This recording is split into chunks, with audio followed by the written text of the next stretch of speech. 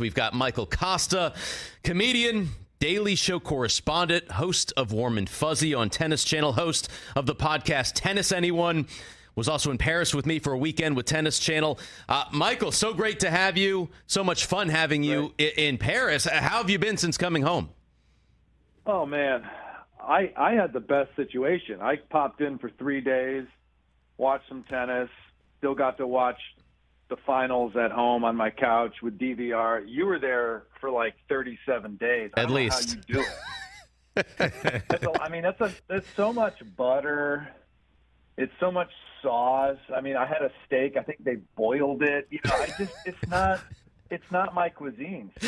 A boiled steak is not right. I mean, you didn't come. We talked about my favorite place, L'Avenue, yesterday. Next time you're in Paris, you got to come with me to my restaurant, and then you'll like that cuisine a little better. For those who don't know, Kosta is a former college tennis star. Played at Illinois.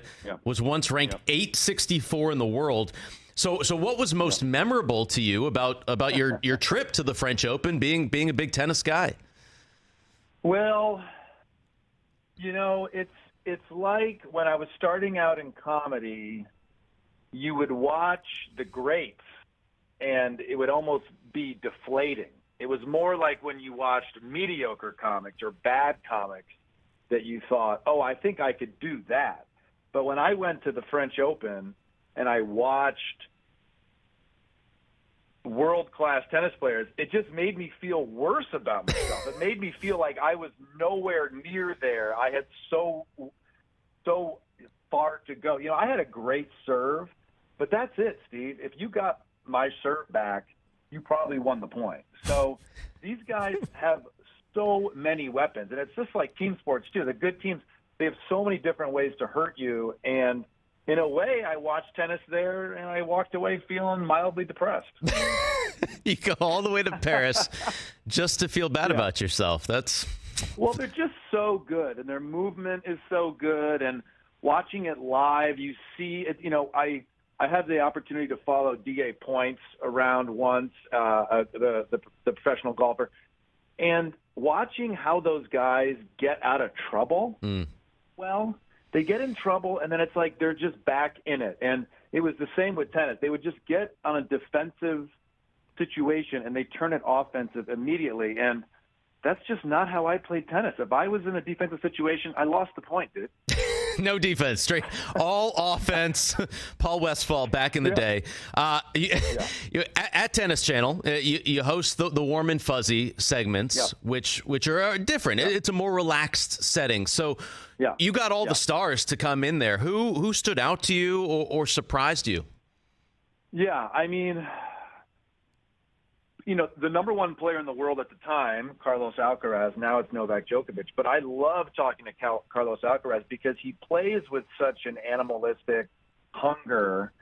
But then he was just so chill talking to me. Iga was that way, the number one female player in the world. Iga Swiatek, yeah, they just have such a hunger and an intensity to rip your heart out on the court. But then I was amazed at how kind of calm and zen and chill they were. I mean, Iga talked about the books she was reading, and they're not self-help books. They're not become better tennis player books. They're like fiction and adventure and mystery. And for me, it's really fun to see that these world-class robots, so to speak, actually do have other things in their lives. And it's fun for me to listen to that. Yeah, that's awesome. Yeah, Iga she has her own book club that she started. She's very, very introspective. You brought up. That's pretty cool. What other sport? I don't think you're watching the NBA Finals this week going, I wonder which one of these guys would have a book club. They might, but that's just not my first thought. Who's into Pride and Prejudice right before Game 4? I'm not sure. So speaking of Alcaraz, you left before that semifinal. We got it, though. We got Novak Djokovic, Carlos Alcaraz, what we've been waiting for more than a year. What'd you think of that match? Yeah, that was a bummer. I mean, it was excellent tennis for the first two sets, but what I do like about what happened is when the average sports fan sees how physical tennis is, it always kind of makes me happy a little bit, because I think it's easy to watch and go, oh yeah, you play 5 sets or whatever the case may be. But when you really see that one of the most fit players on tour play a third set against Novak Djokovic because his body breaks down, it just shows the whole world how much conditioning is important. It's just so physical. My God. I mean, I'm sitting on the couch making coffee, eating popcorn, barely doing anything, and I'm watching this guy run around, and eventually his body broke down. It was really sad, but I think it gives him and his team the opportunity to fix this early on in his career because he's only 20, Steve. Yeah. Nuts. And he said, I mean, he talked about the nerves because obviously you look at Carlos Alcaraz, the guy's in shape, but the combination of those nerves playing against Novak Djokovic, 3 out of 5, Roland Garros, he couldn't handle that, and he cramped. And as you know, once the cramps creep in, you're done for hours. You're not getting out of that. And it proved a point with Djokovic. Just curious. Yeah, Courier was talking about on the commentary about how that create this muscle tension. And I'm always curious in team sports if that's the same thing. I mean, is a lineman feeling nervous and therefore cramps more often, or does that not happen because it's more of a team environment where your teammate can cover for you? I don't know, but I mean, it's so interesting to think the more nervous you are, the crappier your muscles do. But that's essentially what happens. Yeah, no, that's a great question. I would think that in individual sport, it would be much more of a factor because you're only relying on yourself. At least if you're in a team sport, somebody else can pick you up. Michael Kosta here on the Rich Eisen Show. Steve Weissman filling in for Rich today. If you were the commissioner of tennis, Kosta, what changes would you make to improve the sport? I think the immediate first, I have 2. I have one for the viewing public, and I have one for the actual players. The first one for the viewing public, when I'm watching a match on TV, I think it would be really beneficial to show the people at home how much money they're playing for. So, look, we always put the Tennis Channel logo or the CBS logo. It should say plus or minus $68,000. It should say at a final, these guys are playing for 3 million euros right now. I think to the sports bettors, I think to the people that are sitting in Caesars Sportsbook in Vegas who don't know the first thing about tennis, and they see that number, they'll go, oh, this is interesting. No wonder that person just double faulted. They're playing for $3 million. The next thing I would change for players, we got to lose the let. Okay. In my opinion, as a former college player, if your first or second serve hit the net, you had to play it. It wasn't a redo. I think volleyball made that change years ago. It's sped up the sport. I think tennis would be really helpful. That's the first thing I would change. I love that. I'm totally on board with that. College tennis changed this year, women's as well. So if the ball hits the net and goes over, it counts. No lets anymore. I'm on board with that. You could be the commissioner. What do you think about the sport of tennis? What do you think about my money idea? That's fine. That's more of. I don't think that's that's not the tour. Making that decision. That's Tennis Channel or the broadcast partner. But if you want to put. But don't you think? Like I would like that in all sports. I don't know. I would, but I guess you can't really do that with the team sport. I just think it would help tennis show people that there's legit stakes here. I don't know. That's just me. I'm a money guy. I like money. Yeah, we all love the money. Brockman was just saying, in golf, like how much is that putt worth, right? What are we playing for right now? What's that? What's this final hole? Go from 1 to 5. What's the difference in the amount of money? Obviously, we talked a lot about tennis with you. How did you go from tennis player to comedian? Yeah, great question. I think the answer, and I think, I have explored this with individual therapists. That's not a joke. I'm the youngest of 4 kids. Good family, great parents, but it was a competition to get mom and dad's attention. So there was always humor. That was kind of how you got mom and dad's attention. But I was kind of good at tennis.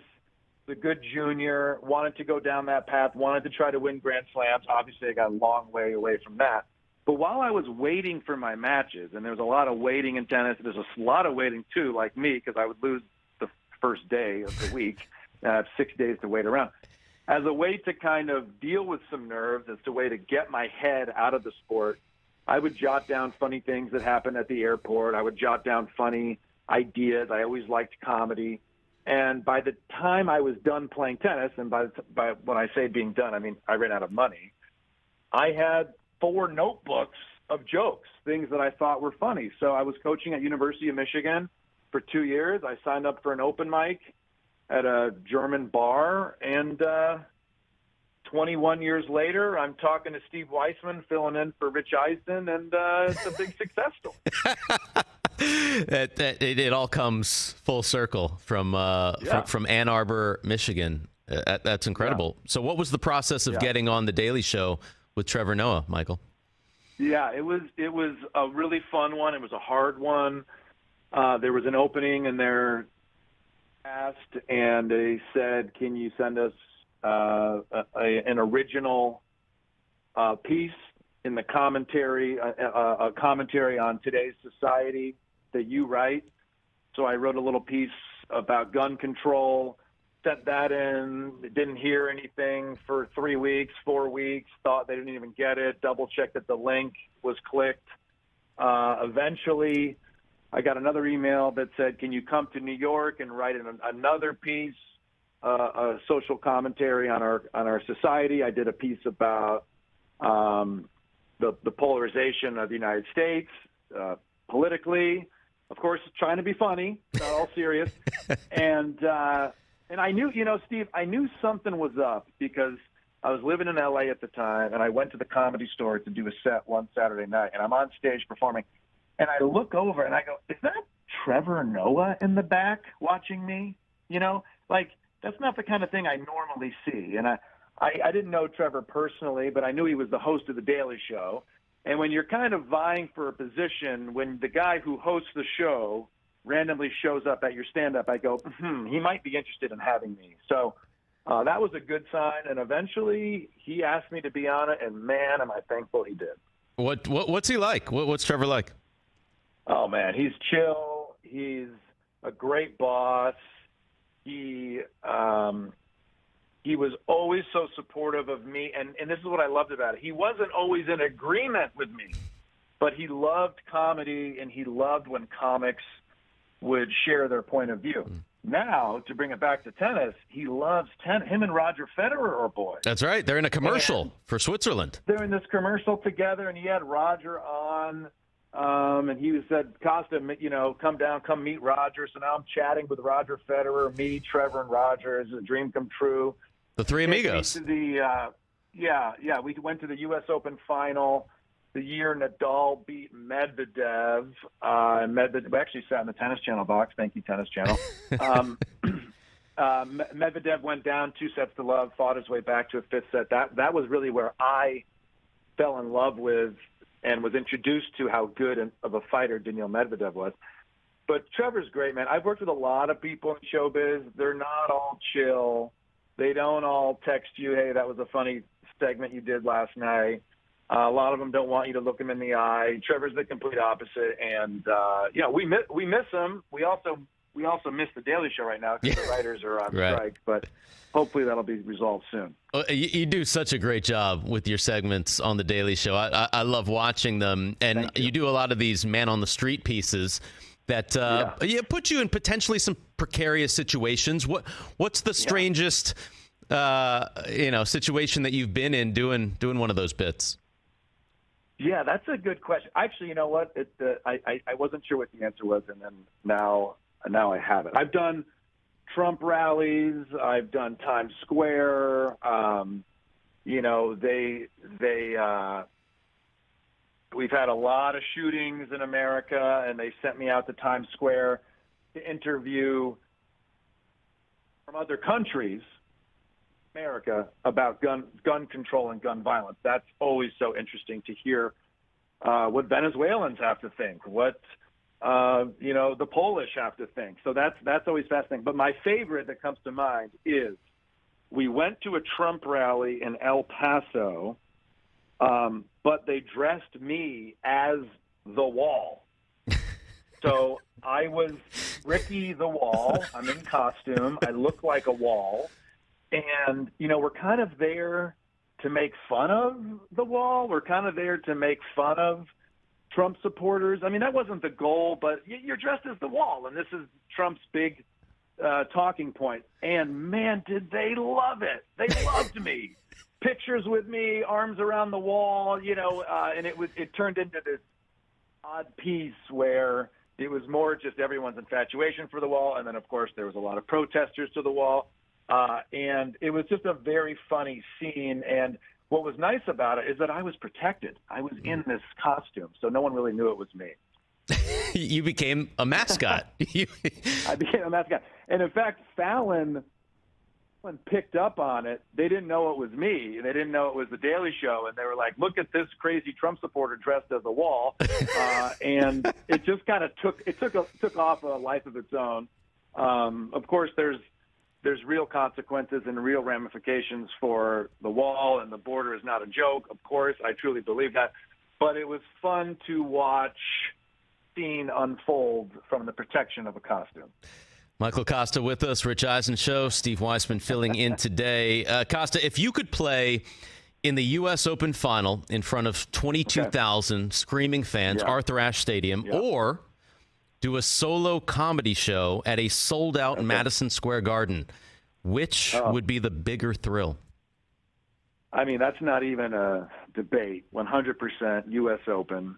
That was my first choice of a career. Anyone who's young and listening, I hope your first choice works out. It may not. Your second may not. Your third, your fourth, your fifth. No, I really, really, really love tennis. It has a family component for me. There's 6 members in my family. We always played family doubles, singles. I just connect to the sport on so many different levels, emotionally, athletically. I love the mental toughness you have to have. That is my favorite thing. So I would play the U.S. Open final. Humor is important. I love it. The gratification you can feel when you make a room full of people laugh is tremendous. But I've played big stadiums. I've played big theaters. I've also played 11 people in a tiny room in New York City. And I can tell you, making a group of people laugh, thousands is nice, but a group of people laughing, it's all so rewarding. Like the size in a weird way, it doesn't matter as much, if that makes sense. I made you laugh. I changed your face. That makes me happy. That's awesome. That's really cool to hear. I mean, 11 people, as long as, a few of them are laughing, that's all that matters, affecting somebody's life. With the writer's strike going on, you alluded to it earlier. Yeah. What has that given you the opportunity to do? Well, I wouldn't have been able to go to the French Open with the Tennis Channel. I love watching tennis. I always do watch it. I have my podcast that talks about tennis, but it gave me the opportunity to go do something totally different. That was a lot of fun. I'm writing more. Actually, you just reminded me. I did a show once, Upper Peninsula, Michigan, at a casino. Okay, which city? I forget what it was. Okay. I forget. Sault Ste. Marie? But there was – it might have been. Yeah, because Sault Ste. Marie – and that's always annoying, Sault Ste. Marie, because your cell phone keeps pulling the Canadian Rogers signal. Totally. So then I get home and I got $1,000 of roaming charges, and you're like, but I was in Michigan. I did a show there in front of nobody. Okay, there was nobody in the audience, and the casino manager was like, for you to get paid, you have to go perform. And I stood up on this is not my proudest moment. I stood up on stage and performed 20 minutes of jokes to an absolutely empty room. Zero. That was tough. Zero humans. I don't even think there was a waiter or waitress there, because who would they wait on? You? I mean, so that's that's a memory that comes to mind. What was the other question you had? What led me to the other question? Well, it was about the what you've been able to do with the writer's strike. What new things you've been able to kind of do in the time that you've had now? Yeah, more stand up. for sure. I live in New York City. It's a great, great city to do stand-up comedy in, and tennis. And so it's been fun. And God forbid I say it, but it's true. Also spend more time with my family. Ugh, yuck. Now it was an 8-week-old, so now it's probably like 10 or 11 weeks old. Yeah, now it's like a 9 or 10-year-old. Okay. And excuse me, 9 or 10. They grow up fast, Kosta. They grow up fast. So helping with the baby is always fun. Of course, she's very cute. I have to admit, as a man, I don't really get baby. I'm better with the 3, 4, 5-year-old that wants to kick the soccer ball, play catch, go hunting for dinosaurs. The baby, I just kind of hold it, and it's really cute, but I'm just kind of waiting for her to get bigger. For her to want to go hunt dinosaurs as well. Where can the fans find you next? MichaelKosta.com, all dates. I'll be in Phoenix. I'll be in Las Vegas. Please listen to my Tennis Anyone podcast. We usually talk about tennis, not always. But I really appreciate you having me on, and it was fun to reconnect with you at the French Open. Yeah, I am very grateful for our new friendship. Appreciate you taking the time to come on the show today, and hopefully get to see you do your thing, whether it's Phoenix, Florida, Vegas, something like that. But look forward to having you back at Tennis Channel as well, Michael Kosta. Appreciate the time today. Thanks, Steve. Appreciate it. Catch the Rich Eisen Show every single day on the Roku channel, 12 to 3 Eastern, for free.